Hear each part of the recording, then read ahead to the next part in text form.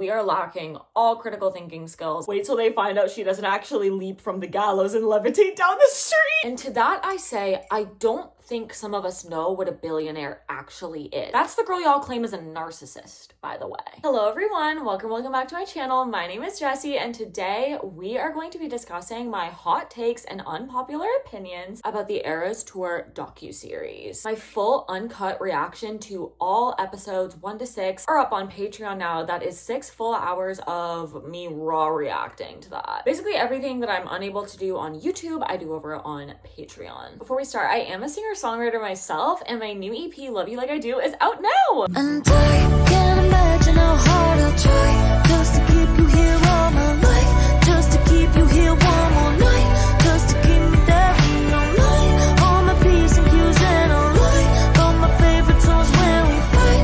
I'll give in to you, compromise, just to see this through. Yeah, if you like what you heard, then definitely go check it out on Spotify, Apple Music, YouTube Music, wherever you want to listen to music. Don't forget to follow me on my social medias, Instagram and TikTok. I post some fun content over there. Don't forget to subscribe and ring the bell so you can get notified every single time that I post. Give this video a like if you end up liking it. And without further ado, let's get into the discussion. I need a sip of my David's tea real quick. One sec. Not sponsored, but I would die. Please, David's tea. I love you so much. Okay, so the first hot topic is the bonuses. I posted this on my TikTok. Not necessarily. So this comment says, acts of kindness are quiet. They don't seek attention and they're definitely not filmed.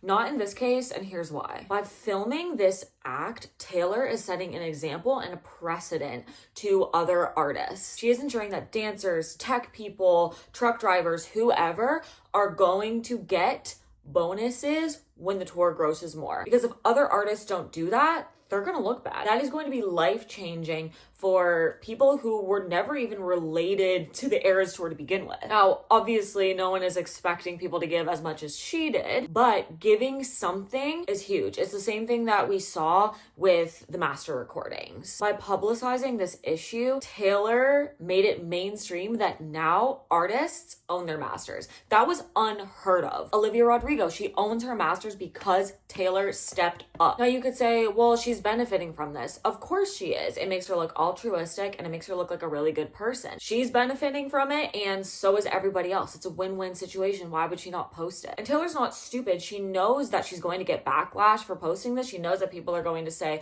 oh, well, you're filming it, so it's not actually, like, your intentions aren't good. But the point is that by filming it, it's doing net good, so she chose to do that anyway.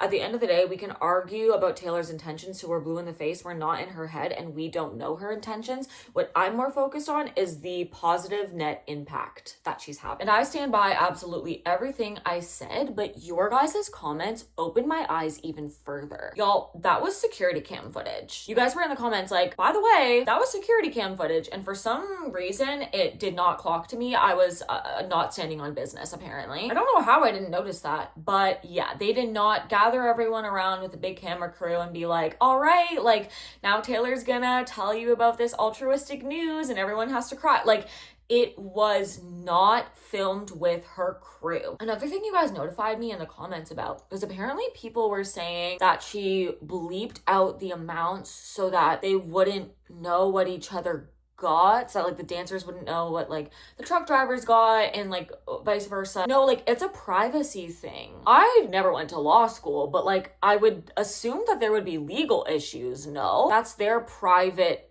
money. They don't have to disclose that, right? I don't think you can just go and like post your employees' earnings. Maybe you can if they sign a contract or something allowing you to do that.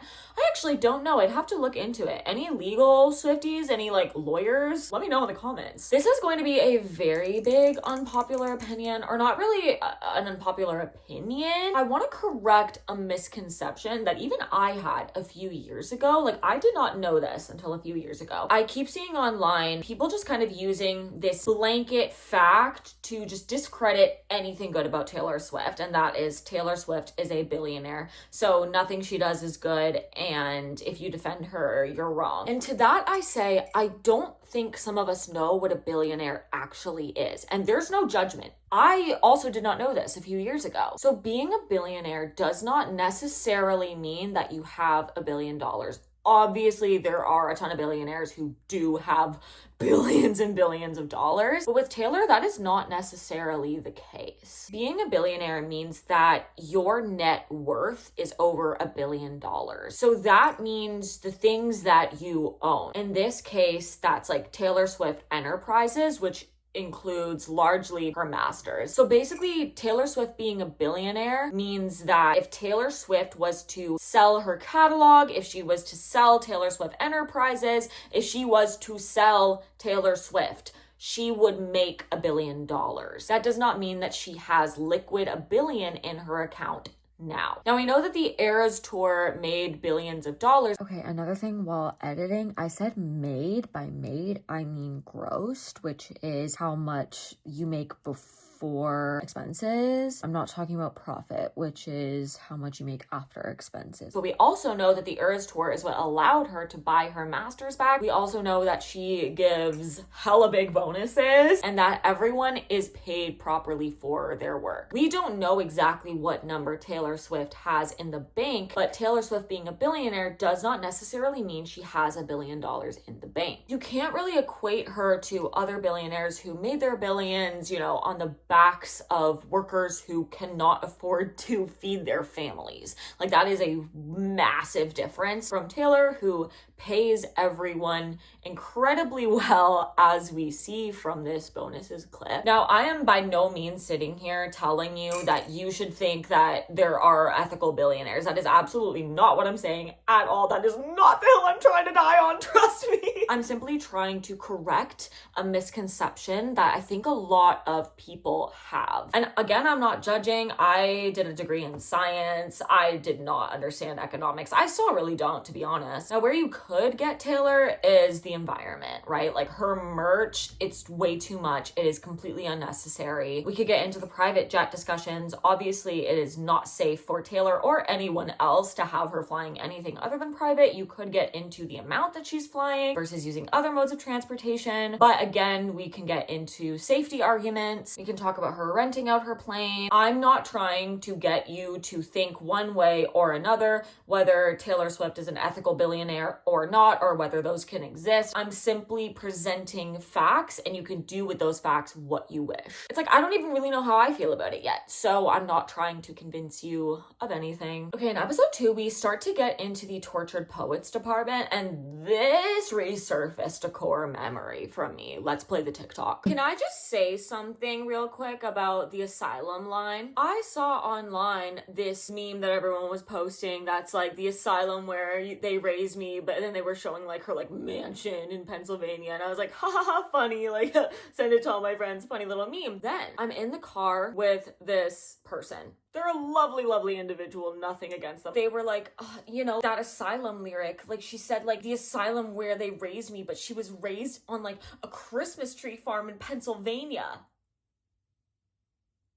I was like, wait, my guy, I thought this was just like a funny hee hee ha ha internet meme. We weren't taking that seriously, were we? It's not literal. She's not talking about a literal place. She is talking about the asylum of being raised in the industry. Are we okay? And he was like, oh. And I'm like, don't talk about things that you don't know about. The number of times people are just misunderstanding Taylor Swift lyrics on purpose pisses me. Y'all went wild in the comments with this, and it was so funny. You guys had me cackling. One comment was like, wait till they find out she doesn't actually leap from the gallows and levitate down the street. You guys are so funny. Your comments kept me going. That was so funny. I was rolling. I actually have another story about that same person who was like, Swifties are so parasocial. It's so bad. Like, there was this TikTok of these girls at this wedding. Instead of enjoying the festivities, they were watching like a grainy live stream of the surprise songs or whatever. I don't know. I didn't see the TikTok, so I don't know exactly what was happening. But what I have to say to that is, do you know how many sports fans are checking the game during a wedding reception. Like, obviously not during the speeches. That's rude. We have like 7 more hours to kill. I think it's appropriate to go on your phone and be like, what's the score of the game? And I say this as like a football girly myself. And I think it's no different for Taylor Swift. We're gonna be dancing for the next couple of hours. I think I can check on the surprise songs or see what dress she wore, you know? That leads me into this next hot take, which is that, oh, Swifties are so parasocial, it's a problem. Actually, the haters are way more parasocial than the Swifties, let's be real. With Swifties, it's like you're spending your time and energy on something that is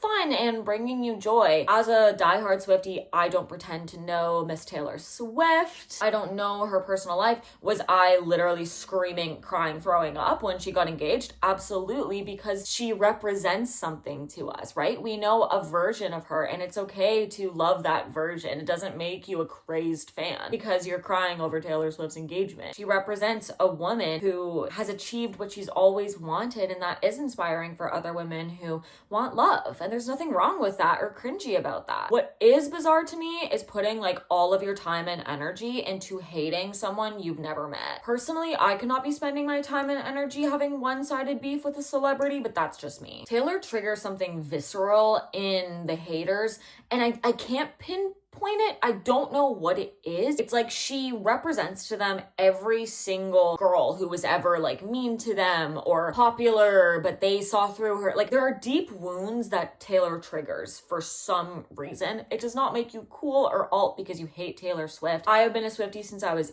8. I've seen the hate go like this again and again and again. It is extremely predictable and boring. It's nothing new. But it's now to the point where like we are lacking all critical thinking skills and logic and just taking out every negative emotion we have on Taylor Swift. And it's like, really? That's the hill you're gonna die on? Okay. I had a friend text me today being like, oh my gosh, the Eras Tour documentary de-radicalized me about Taylor Swift. Why were we radicalized about Taylor Swift in the first place? Are we okay?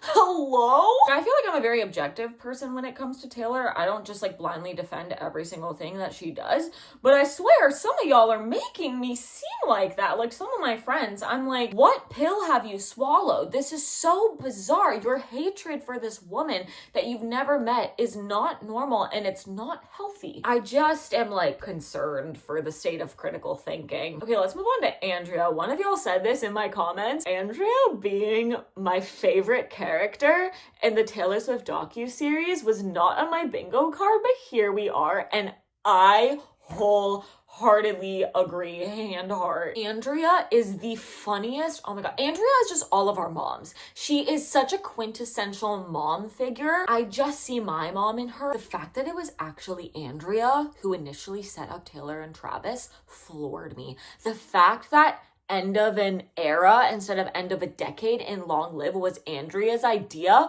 floored me. My ultimate favorite Andrea moment though was of course when she was like, it just tells your story so well. No, it really kind of tells your story. It's so cool. Different and when you first met. And Taylor was like, this is about, what are we talking about here? And Andrea's like, your boyfriend? Travis, with all the confidence in the world.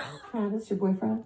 Taylor was like, Mom, these are literally 2 breakup songs. I'm talking, these are literally 2 breakup songs. It's different as a breakup song.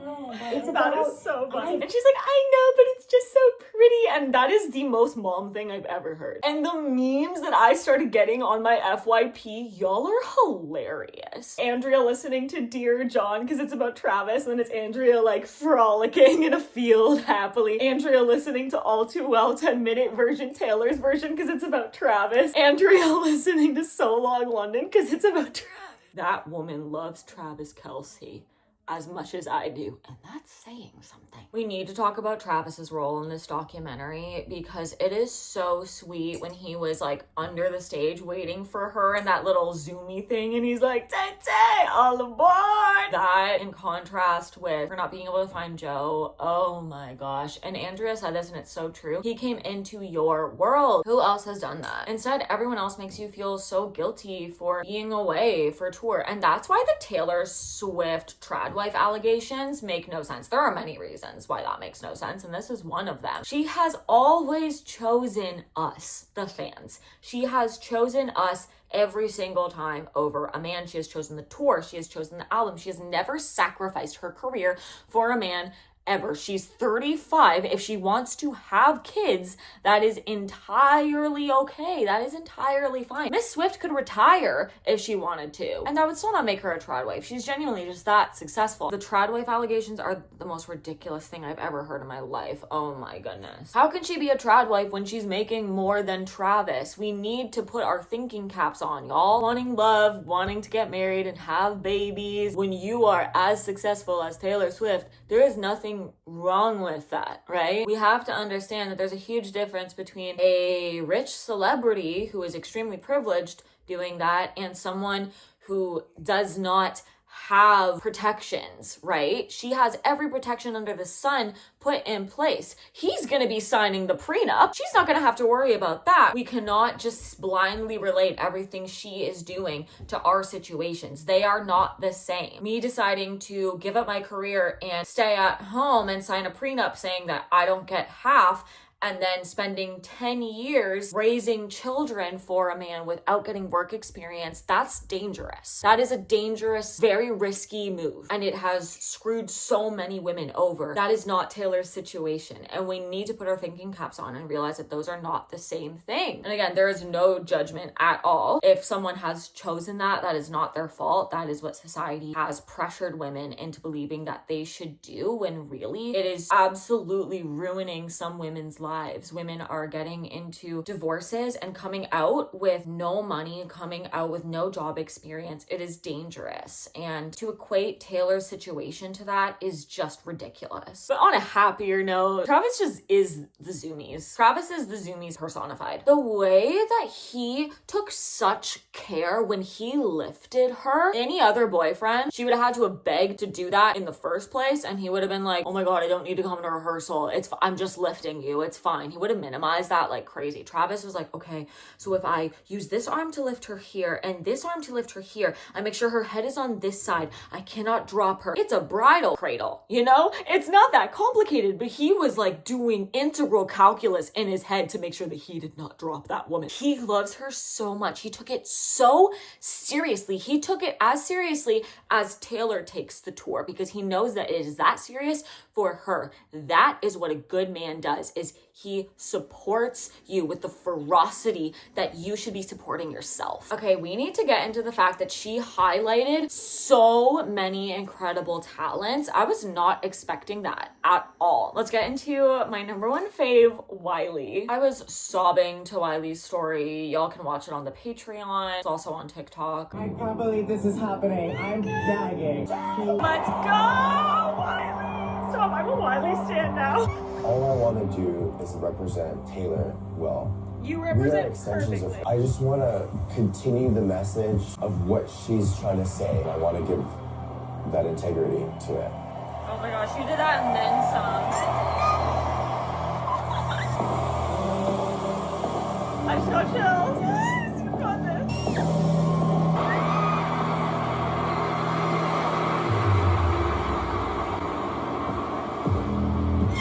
Wiley! Oh my god, it's got chills! Amanda's so proud! Oh my god, I'm gonna cry! I was so honored. I was so honored that she would be down, that she even trusted me to step in. She looks at me on the left, are you ready for it? And she had like the biggest smile on her face and the shiniest sparkle in her eye. I wanna be that example for anyone, any person, male, female, non-binary. Yes! I want them to feel seen just like how I felt seen by Taylor.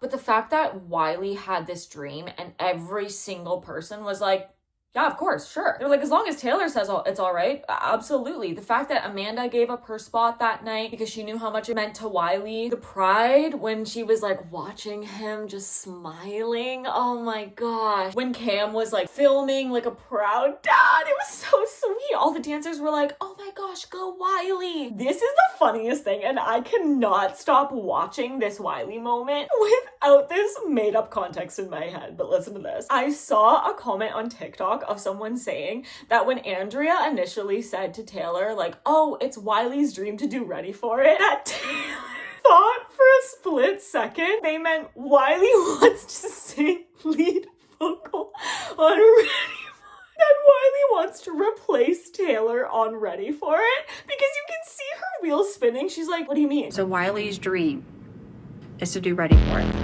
Amanda's gonna take it. What do you mean? I have no idea what she was actually thinking. None of us will ever know. But the thought of Taylor genuinely thinking that it was Wiley's dream to do Taylor's part in Ready for It had me rolling. I cannot watch it without thinking about that. It is so funny. But the fact that she instantly was like, oh my God, of course, say less, shows who she is as a boss. Let's talk about Jessalyn. Oh my goodness. Jessalyn has been with Taylor for so long. Jessalyn is such an incredible talent. She is absolutely out of this world. We were all crying when Soon You'll Get Better came on with a montage of her putting in her extensions. The fact that they were like, do what you need to do. The minute you want to come back, come right back. I'm so happy for her that she is well now. What a relief. I loved the story of when Jessalyn was telling them about how Taylor Swift introduced her as, oh, hi, this is Jessalyn. We sing together.